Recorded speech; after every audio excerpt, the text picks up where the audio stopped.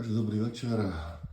Máme tu ten istý deň, 6. marec 23:14. Už 14 minút mám nízku tarifu. Pozriem sa na to aj v telefóne. Nabíjať nízke tarify, mám nízku tarifu. Bohužiaľ, wallbox, kábel pripojený. Prosím, podržte kartu pred readerom nižšie.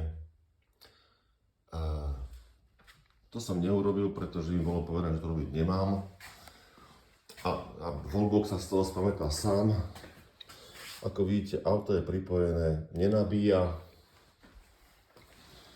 Hoci mám nízku tarifu a mám nabíjať len v nízkej tarife. Ale keďže ja potrebujem mať auto nabité, tak teraz si zoberiem kartičku a požiadam wallbox, aby sa láskavo zobudil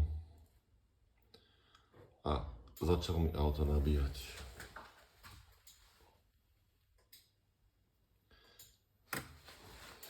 Takže je mi ľúto, ale to vaše zariadenie nefunguje. Jednoducho nefunguje. Keď podržím kartičku pred wallboxom, začne nabíjať pri akejkoľvek tarife, či je vysoká alebo nízka.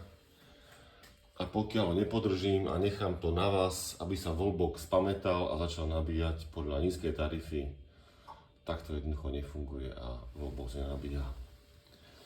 Takže žiadam vás o výmenu tohto wallboxu za niečo, čo je funkčné, alebo ukončenie nášho nešťastného zmluvného vzťahu.